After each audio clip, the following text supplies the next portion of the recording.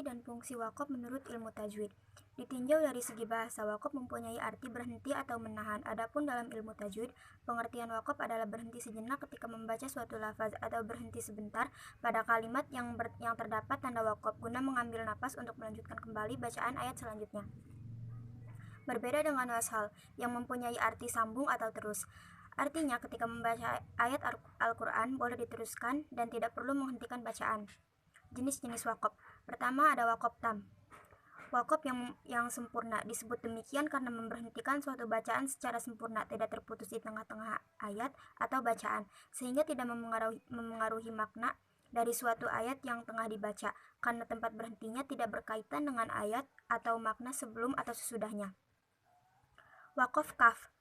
Wakaf yang wajar alias pas disebut demikian karena memberhentikan suatu bacaan dengan sempurna, tidak terputus di tengah-tengah ayat atau bacaan. Tetapi sebenarnya ayat tersebut masih mempunyai kaitan dengan arti dan ayat yang sesudahnya. Yang ketiga ada wakaf hasan.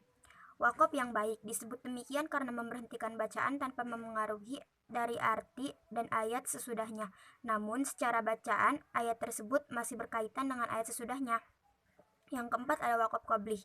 Wakaf yang buruk, memberhentikan bacaan secara tidak sempurna atau berhenti di tengah-tengah ayat. Usahakan untuk menghindari wakaf ini, karena ketika berhenti di sini, lafaz dan arti yang kita jadikan wakaf tersebut masih berkaitan dengan lafaz dan arti sesudahnya, sehingga bisa membuat arti dan yang berbeda pula pada suatu bacaan. Hukum bacaan wakaf dalam kitab suci Al-Quran. Yang pertama, ketika berhenti di akhir kalimat yang berharakat sukun atau mati, maka ketika berhenti atau wakaf dalam bacanya tidak ada perubahan sama sekali. Yang kedua, ketika kita berhenti atau wakaf pada suatu kalimat yang akhir kalimat tersebut tidak berharakat sukun atau mati alias hidup, baik berharakat patah, kasroh, dan domah, maka huruf terakhir yang ada pada kalimat tersebut dibaca sukun atau mati. Yang ketiga, ketika berhenti atau wakaf yang kalimatnya punya akhiran ta marbutoh, baik letak di tengah ataupun di akhir kalimat, maka membacanya adalah dengan mengganti huruf ta marbutoh tersebut dengan huruf ha yang dibaca sukun atau mati. Yang keempat, ketika berhenti atau wakaf pada akhir kalimat, tetapi hukum sebelum wakaf tersebut berharakat hidup, baik wakaf tersebut berharakat hidup, baik patah, kasrah, maupun domah. Untuk membacanya, maka dua huruf yang terletak pada akhir kalimat tersebut dibaca sukun semuanya, atau dengan menyembunyikan semua huruf tersebut. Tetapi huruf yang terakhir dibaca suara yang pelan.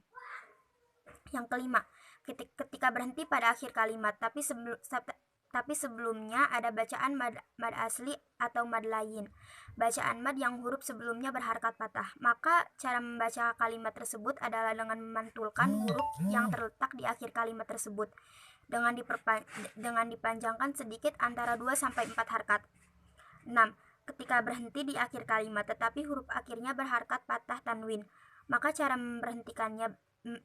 memberhentikan bacaan tersebut adalah dengan membaca harakat patah saja sebanyak 2 harakat, sehingga ketika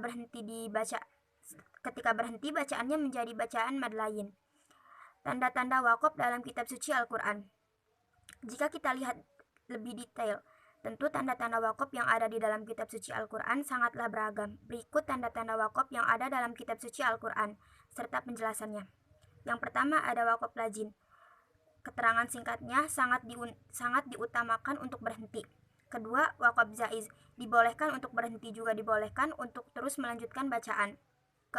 Ketiga, wakaf mustahab, di sini boleh berhenti. Keempat, azamul waqfi, tidak boleh untuk berhenti. Yang kelima, wakaf mutlak, diharuskan berhenti. Yang keenam, wakaf saktah, berhenti sebentar tanpa mengambil napas dan melanjutkan bacaan. Yang ketujuh, wakaf mu'anakoh, berhentilah pada saat satu tanda wakaf ini, jangan pada kedua-keduanya. Yang kedelapan, wakaf akila alaihi wakfu, boleh berhenti tetapi tidak baik meneruskan. Yang kesembilan, wakaf muzawaz, boleh untuk berhenti tapi lebih baik untuk diteruskan atau washal. Yang kesepuluh,